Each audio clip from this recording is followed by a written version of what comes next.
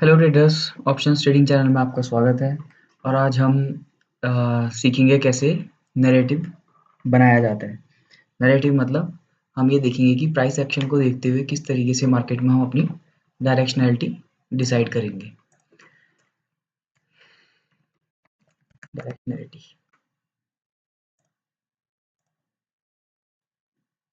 इसको ब्रैकेट्स में रख देता हूँ।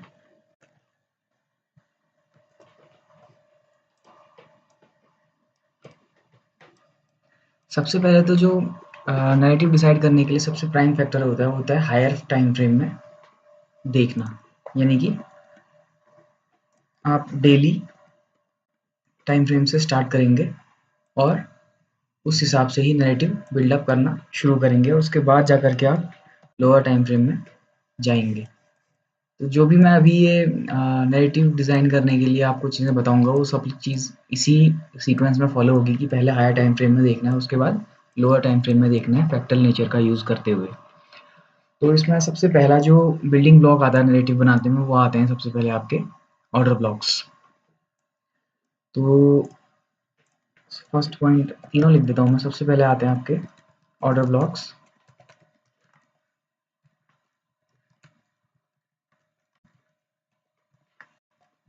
उसके बाद आते हैं आपके इम्बैलेंसेस और उसके बाद आती हैं आपकी रिजेक्शन ब्लॉक जो कि होते हैं आपकी विक्स।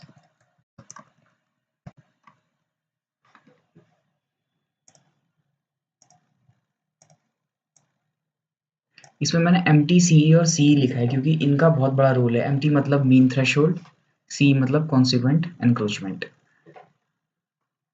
रिजेक्शन ब्लॉक की स्पेलिंग गलत हो गई, रिजेक्शन ब्लॉक ठीक हो गया। और इम्बैलेंसेस में सारे के सारे एफ आता है, वॉल्यूम इम्बैलेंस आता है, गैप आता है, सारे के सारे आते हैं। तो इस बात को ध्यान में रखिएगा कि कभी भी कोई भी ऑर्डर ब्लॉक में भी सारे के सारे आते हैं। यानी कि आपने जो भी मिटिगेशन ब्लॉक और ब्रेकर ब्लॉक सीखा है और ऑर्डर ब्लॉक, वो तीनों मिला के ऑर्डर ब्लॉक्स हुए। इम्बैलेंसेस में fair value gap, volume imbalance, liquidity wide gaps, runaway gaps, daily opening range gaps, सारे के सारे हुए। और रिजेक्शन ब्लॉक तो रिजेक्शन ब्लॉक हुआ। आप लास्ट लेक्चर देख सकते हैं क्या रिजेक्शन ब्लॉक्स होते हैं और विक्स होते हैं। तो सबसे पहले देखते हैं कि ऑर्डर ब्लॉक्स। ऑर्डर ब्लॉक्स में जो सेंट्रल पॉइंट होता है वो होता है मीन थ्रेशोल्ड। ये कौन सा टाइम फ्रेम में है? 5 मिनट ठीक है। सही टाइम फ्रेम में होना बहुत ज़रूरी है क्योंकि अभी आपने देखा कि 15 मिनट में वो रिजेक्शन ब्लॉक था जो कि अब 5 मिनट में ऑर्डर ब्लॉक है। तो आप हायर टाइम फ्रेम में देखेंगे, नैरेटिव डिज़ाइन करेंगे, उसके बाद लोअर टाइम फ्रेम में भी सिमिलर तरीके से नैरेटिव डिज़ाइन करेंगे और जिस टाइम फ्रेम में आप एंट्री लेना चाहते हैं उसमें ले लेंगे। तो मेन थ्रेशोल्ड का क्या रोल है यहाँ पर? जैसे ही ये ऑर्डर ब्लॉक फॉर्मेशन हुआ, ये ऑर्डर ब्लॉक, रिजेक्शन ब्लॉक या मिटिगेशन ब्लॉक कुछ भी हो सकता है। Sorry, order block, mitigation block या ब्रेकर ब्लॉक, तीनों में से कुछ भी हो सकता है।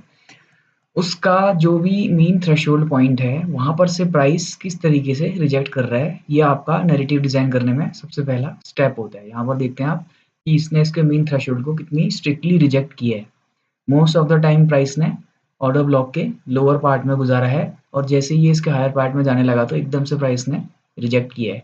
तो यहीं से आपका नैरेटिव का फर्स्ट स्टेप बिल्डअप हो जाता है कि ये डाउनवर्ड का मूवमेंट होने वाला है। उसके बाद लगातार ऑर्डर ब्लॉक से रिजेक्शन मिलता रहा प्राइस को। और जब प्राइस ऑर्डर ब्लॉक से दूर चला जाता है उसके बाद हम ब्रेकर ब्लॉक्स या मिटिगेशन ब्लॉक का इस्तेमाल करते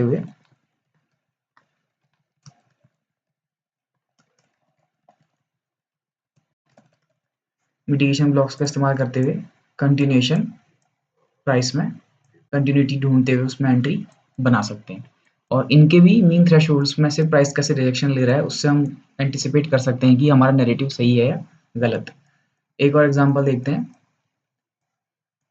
अ, ये बुल साइड का है, बुलिश साइड का। ये ऑर्डर ब्लॉक है, ठीक हो गया। इस ऑर्डर ब्लॉक के मीन थ्रेशोल्ड तक भी प्राइस नहीं पहुंचा, ध्यान रखिएगा।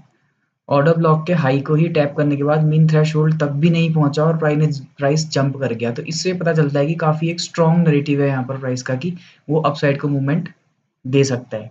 मीन थ्रेशोल्ड एक ऐसा सेंट्रल पॉइंट है। देखिए थ्रेशोल्ड है ना, थ्रेशोल्ड को तो आप जानते ही होंगे।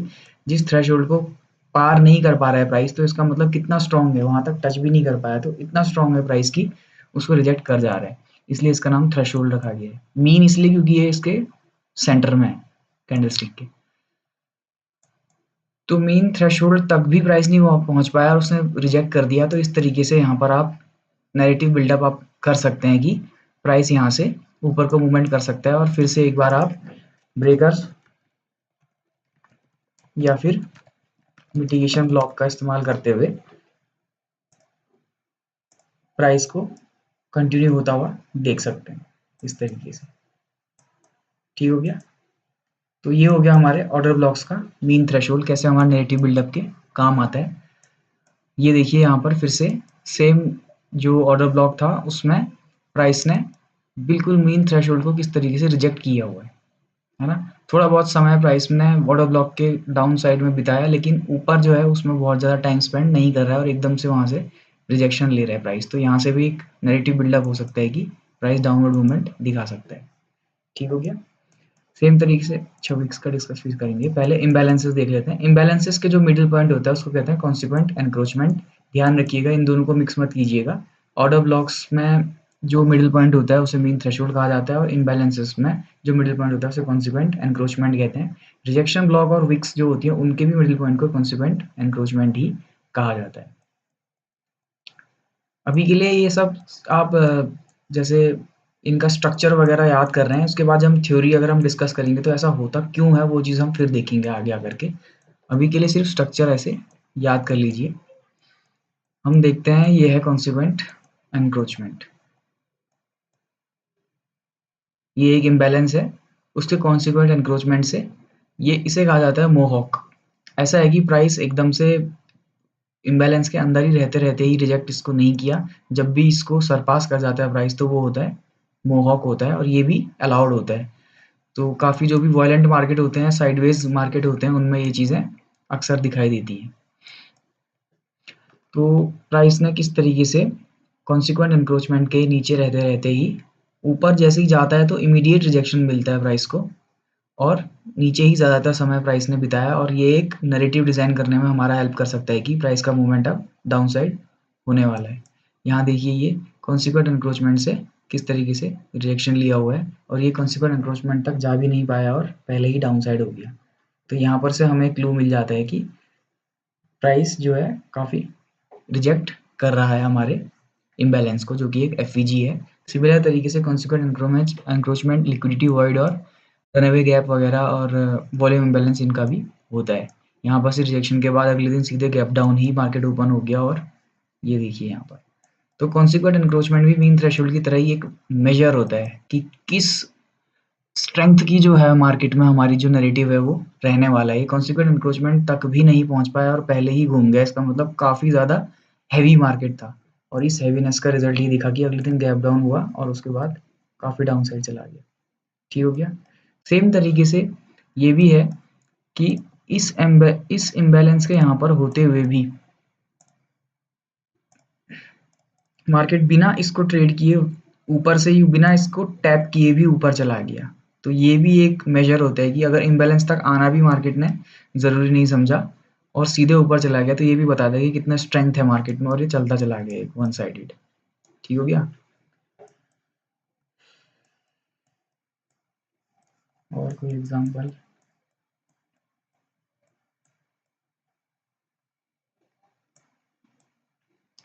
तो ये दो चीज़ें हमने डिस्कस कर ली हैं फिलहाल के लिए, ऑर्डर ब्लॉक और इम्बैलेंसेस का। अब हम नेक्स्ट देखेंगे कि रिजेक्शन ब्लॉक। जब आपके पास स्ट्रॉन्ग नैरेटिव ऑर्डर ब्लॉक्स और इम्बैलेंसेस की मदद से आपने एक स्ट्रॉन्ग नैरेटिव बना लिया हो, तो उसके बाद ही आप इम्बैलेंसेस का यूज़ करते हैं। ये मैंने जब सॉरी जब रिजेक्शन ब्लॉक डिस्कस किया था तब बताया था मैंने कि रिजेक्शन ब्लॉक का इस्तेमाल तभी होता है जब आपके पास पहले से ही कोई स्ट्रॉन्ग नैरेटिव हो। जैसे यहाँ पर एक स्ट्रॉन्ग बेयरिश मार्केट था, तो स्ट्रॉन्ग नैरेटिव हमारे पास था कि जब भी अपसाइड मूवमेंट होगा तो हम डाउन साइड की एंट्री ले सकते हैं। तो यहाँ पर से एक रिजेक्शन ब्लॉक, ये रहा रिजेक्शन ब्लॉक और फिर से ये रिजेक्शन ब्लॉक का ये है कॉन्सिक्वेंट एनक्रोचमेंट।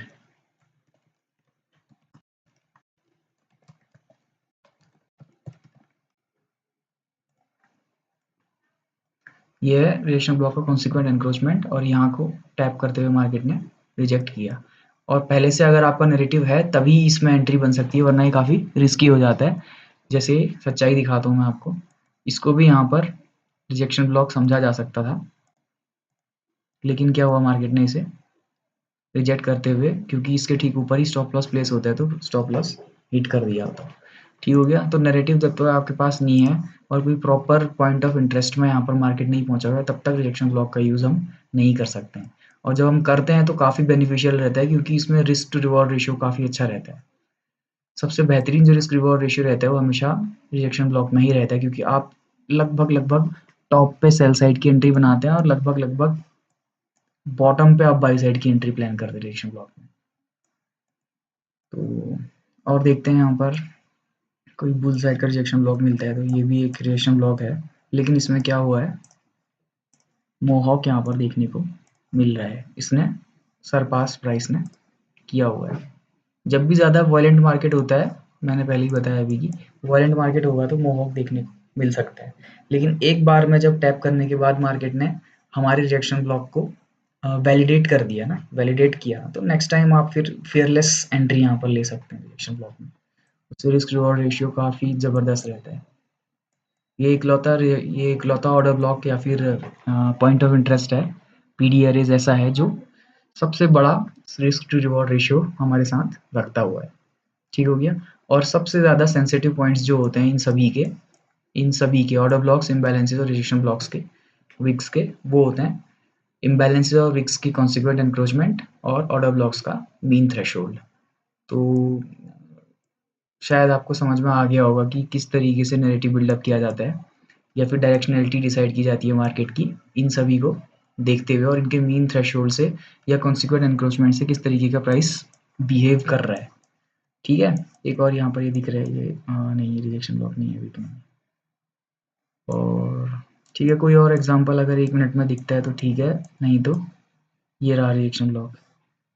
ठीक है, ये एक स्ट्रॉन्ग नैरेटिव यहाँ पर से बिल्डअप हो गया, बाई साइड में मार्केट जा सकता है करके। तो उसके बाद आप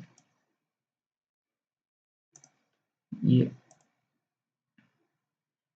ये रहा रिजेक्शन ब्लॉक और उसका कॉन्सिक्वेंट एनक्रोचमेंट में जितना कम टाइम रिजेक्शन ब्लॉक जो प्राइस है वो कॉन्सिक्वेंट एनक्रोचमेंट से नीचे बिताएगा उतना बेहतर है। ऊपर ही रहा और ऊपर ही ऊपर से चला गया।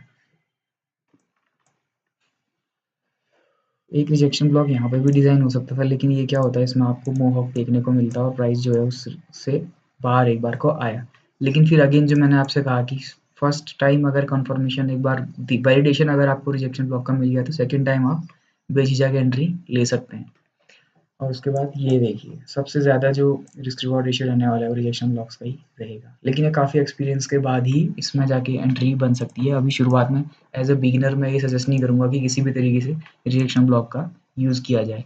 एज बिगिनर सबसे ज़्यादा ईजी रहते हैं हमेशा ही इम्बैलेंसेस, क्योंकि सबसे ईजिली स्पॉट हो सकते हैं इम्बैलेंसेस, और उनको यूज़ करना सबसे आसान रहता है इम्बैलेंसेस को। उसके बाद सेकेंड नंबर पे आते हैं ऑर्डर ब्लॉक्स,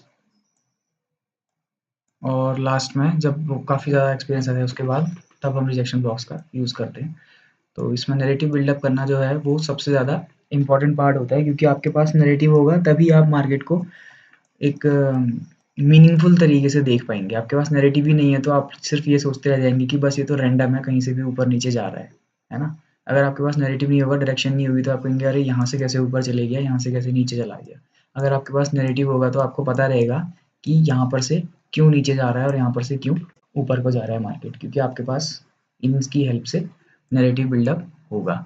और पूरा डिटेल में लिख दूंगा यहाँ पर, तो जो ऑर्डर ब्लॉक्स हैं उसमें सभी शामिल हैं, मिटिगेशन ब्लॉक, ब्रेकर ब्लॉक और वो भी खुद। ठीक हो गया। और जो इम्बैलेंसेज हैं उसमें सभी तरीके के इम्बैलेंसेज शामिल हैं, एफवीजी जिसमें सीवी और बीसी दोनों आते हैं, वॉल्यूम इम्बैलेंस, लिक्विडिटी वॉइड और रन अवे गैप्स और डेली ओपनिंग गैप्स, ये सभी शामिल हैं और इनके कॉन्सिक्वेंट एनक्रोचमेंट्स शामिल हैं। तो और किसी भी तरीके का कन्फ्यूजन हो तो ये सबसे ज़्यादा इंपॉर्टेंट चैप्टर रहने वाला है, क्योंकि इसी में जो है इसी को बेस मानते हुए आप डायरेक्शनलिटी डिसाइड करेंगे। छोटा चैप्टर है लेकिन काफ़ी इम्पोर्टेंट है। कोई भी डाउट हो तो आप कमेंट कर सकते हैं। इसके